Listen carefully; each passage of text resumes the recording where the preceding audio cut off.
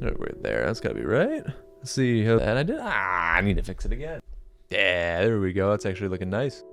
Oh, hiyo! How's it going? Time to do that Pikmin video I promised, like 2 months ago. Type a little break there. Just working on projects, stuff's coming out. Getting into the Pikmin 2 cave video. And what I've done, I just made it real simple. Broke it down cave by cave with the main final boss of each cave representing the cave itself. I did not include Emergence Cave because Emergence Cave doesn't get to pretend it's a cave. There's not even a boss in there. So to start it on off, since this one really shouldn't take me too much time, but I'll explain a little bit of it through in bits and pieces. The attitude I'm taking towards this and how I rate each of these holes is based off a couple things. One, they have to be fun. Now, how I interpret fun is obviously going to be different than how everyone interprets fun. It's a subjective list, you gotta take it with a bit of grain of salt, but my personal enjoyment is based off a couple things. I do want to use my head a little bit. So if there is a hole that introduces multiple types of Pikmin that you actually need to use in an intelligent manner, I'm going to like it more. I'm going to think it's more fun. A boss is really easy. You're not getting any props, bringing the total down. But again, it's based off the enjoyment of the cave as a whole. So if there's a nice theme going, that's consistent across levels, I enjoy that a little bit more too.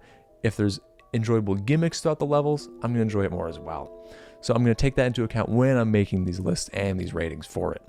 And before I get into the main bit, just want to throw in a quick little side tip here that whenever I do play Pikmin 2, I'm playing a no Pikmin loss speedrun. So that's going to be factored into how I view the difficulty of the bosses in the caves themselves.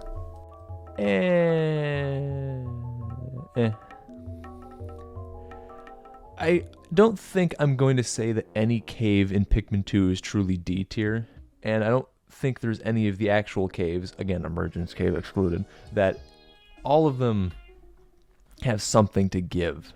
In the case of the Hole of the Beasts, it's really pretty simple. There's nothing out of the ordinary with it. You probably haven't gotten blue or yellow Pikmin yet. You don't even need them, and you only get... I don't think you get white Pikmin yet, no.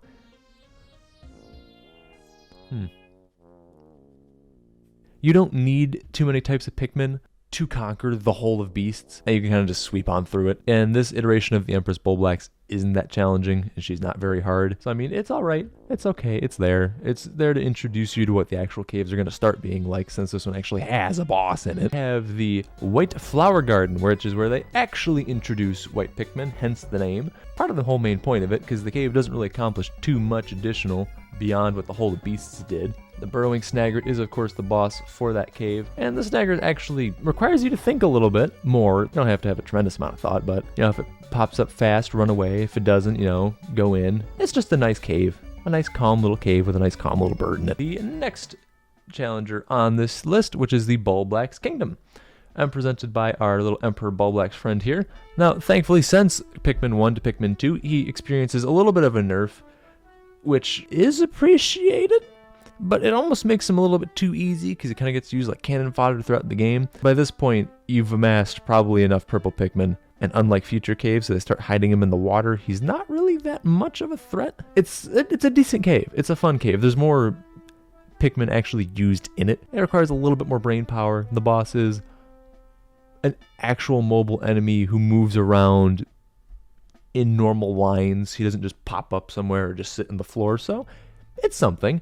And the cave in general, I do find actually more enjoyable. I do remember liking so we'll slap him over there in B tier. Let him sit up there for now. Which brings us to number 4, and that is the Snaggart Hole. I'm pretty sure it's called the Snaggart Hole. Is it called the Snaggart Hole? I'm pretty sure. We'll pretend it's called the Snaggart Hole if it's not called the Snaggart Hole. And go figure, the boss of it's a Snaggart. The Pilated Snaggart. Stinking, I hate In no Pikmin Lost runs, I hate this thing so much. The actual cave system is Like, it requires more thought, which that part's nice, but just the actual enjoyment of the cave system is just The final boss is It's not even that I don't like the plated snagger, it's that whenever you fight him, it's always in the stupid sand pitfall rooms. For that alone, he's going in C tier, just for the stinking sand. Which then brings us to the Citadel of Spiders.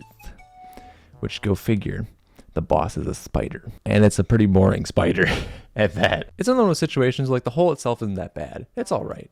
The Citadel of Spiders is really just an introduction to the perplexing pool. And since it's still an introduction that you can honestly get to before you even have to deal with the Snaggart Hole or the Bulblax Kingdom, it's not challenging as the prior two. The boss is easy as all get out. Wrapping it bing around to our big old Dweevil friend. Just kind of put him like there. That's all right. Not hard yet. And that brings you with the Mr. Raging Bloister, which if you do the trick that the game tells you how to do it, it will be easy for the final boss. I actually really do enjoy the shower room in like lots of the bit leading up to it. It's kind of a pain in the ass, but it's kind of a fun pain in the ass. I do hate the albino frog so much. The freaking white Wollywog makes me so sad. I like shower room. Shower room's nice. It makes your brain think a little bit. Not too much, but a little bit.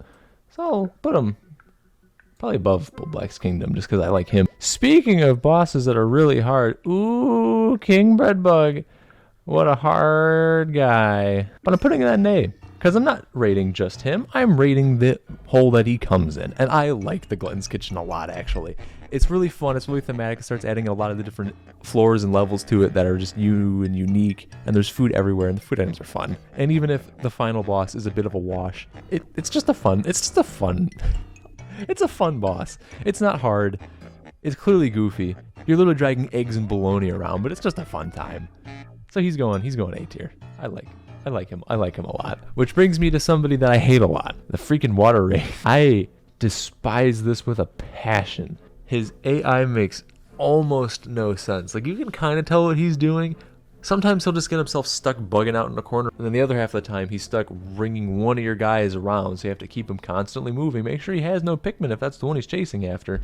It's just a whole hassle, and it makes no Pikmin speedruns a massive pain. I just don't like dealing with him at all. Like, ooh, you made a big bad guy. And he's only strong because you can't fit a Pikmin other than blue Pikmin down the hole. Because go figure, like every other boss in the game, he's weak to purple Pikmin. But given that, and given how I feel about him as a boss, I do actually really like the gimmick that they go with for the run. It's the one hole that does not really feel like you're playing a traditional Pikmin game. We have Frontier Cavern, which for a second cave in any system is actually kind of ridiculous. It is an uncannily challenging place for it being in the starting area, which I think is why they did it, is because they're like, oh, it's the starting area, but look at these. Memorable cave systems are in there, memorable levels. Every element is used in this cave, same with the previous two, but much more of a typically thematical Pikmin cave. Honestly, I think the first true one maybe behind the Snaggered Hole. And for that, honestly, I'm putting it S tier. But then I remember that there's a Manat Legs in it as the boss, as the final boss. So we put him back down to A tier. Because the Manat Legs is a goofy-ass boss. And I say goofy just in the way you beat it. It's a fun, outrageous boss, but you beat it in the dumbest way possible. You just sit there, wait for it to come back around, then gang up on it for 2 seconds, and then run back behind another hole while it shoots at you. It's cool enough, and the cave is memorable enough for me to stick it into A tier and feel perfectly confident with that. Which brings us to the next one on the list, which is our friend used lightly in the Subterranean Complex, which is the Empress Bulblax Part 2. I hate this bitch. The cave is semi-memorable, nowhere near as much as the Frontier Cavern, but it's alright. Which does bring us to the Wistful Wild, at least. So we made it to the final part of the Pikmin 2 areas, which personally I like the overworld and I like the caves in them, because the caves are where the game really feels like you're actually playing. And so to start off, we have the Cavern of Chaos, represented by our friend Mr. Cropster down here. And Mr. Cropster is just kind of, he's very chilled. Wow, it's dark. Okay, so ignoring how dark it is in here now, our friend Mr. Cropster there in the Cavern of Chaos is just okay as a boss. If you've played any game ever, you're going to catch his gimmick real quick, and it's not that hard to just beat him with the same small little group of Pikmin you should take into every boss fight. But again, since the boss is only part of it, the rest of the cave is actually really fun. I love the Cavern of Chaos. It's basically everything that's been going on in the game to this point, but cranked up an extra level, and I just enjoy it. It's fun, it's memorable. So we put him up in almost want to put S. I love Frontier Cavern a lot. So what I'm going to do is I'm going to put Frontier Cavern in S, because I love that cave. Yes, this is fine, I'll go with this. Enjoyable. A really solid high A. I don't really want to put it in S, because as much as some of the levels are entertaining, this is where a lot of these caves have tons of sub-levels, so there's a lot of things in between that are just kind of eh. Which is why caves like the Hole of Heroes are actually really entertaining.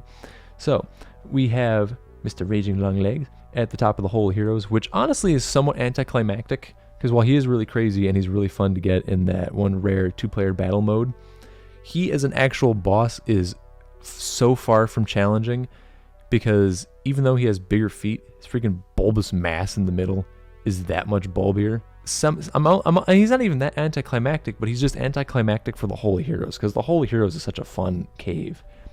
I'm still putting it S. I can't put it not in S, because I like the Holy Heroes a lot. There's a lot of levels in that cave system that really, really entertain me and are really fun to go through. And again, the whole thing, at this point now, we're thinking with every single one of these caves. The second you hit the Wistful Wild, every cave requires you to think at least a little bit. And this is just a cave that I have some more fond memories of. So sticking in S, like the levels, like what we're seeing, kicking it on through. Easy one for me. Bringing us to the final cave of the game, which is the Dream Den. And the Dream Den does for me exactly what I would want a final cave to do in Pikmin 2. I enjoy it so much. It delivers both in the story, it delivers with the final boss, because this feels like a final boss. You have to know what you're doing, and if you go in there knowing what you're doing, it's going to be a little easier, but it feels like a final boss. The cave feels like a final cave. It requires you to think on most of the levels, and levels at this point, like, they know each level has a gimmick. Every sub-level, pretty much for the most part. The Dream Den's long as hell. So it's just a whole lot of enjoyableness, just crumpled all into one big massive hole at the end there. It is just straight up my favorite hole in the game, bar none. Probably should have been calling these caves. I'm settling with what I've got. Made it from top to bottom. If we're looking at it, we have Dream Den at numero uno. It's just such a good place. There's a lot of really fun levels to deal with in there. Followed by Frontier Cavern, same thing. Fun, memorable levels. I just like Titan Weevil more than I like the Man at Legs. And then Raging Longlegs. Don't really care much for him, but the rest of the whole in Holy Heroes is wonderful. Not putting anything in D tier quite reasonably. I could reasonably put some of these bosses in D tier, but I'm not going to put any of the caves in D tier, especially given how they operate and where they're introduced. Because like if the Hole of Beasts, the White Flower Garden, were introduced later into the game, then they'd be in D tier, because by later in the game, you should be able to trounce these caves without a thought. But since they're introduced where they are, it makes sense. It operates well into what the game's trying to teach you how to do and handle, because eventually it wants you to handle the Dream Den. And by the time you reach there, you should be prepared for it. So it just makes a whole nice, wonderful experience, wraps the game up nice and proud, giving a nice solid launch off point for Pikmin 3, which I do actually own now. I got that as a gift, so I actually have to go and play that. And so that way I can do one of these for Pikmin 3. So this does conclude the video. If you do have any questions or ponderances, any things you think I may have gotten wrong, anything I may have forgotten, if you have a hole you're really, really vouching for, let me know. Send it on through. I might give it another consideration. But if you enjoy what you're seeing, don't be afraid to give it a like. If you don't like what you're seeing, don't be afraid to give it a dislike either. Let me know what's going on. Either which way, this is going to be the end of it here for now. I wish you a good time, and I bid you adieu.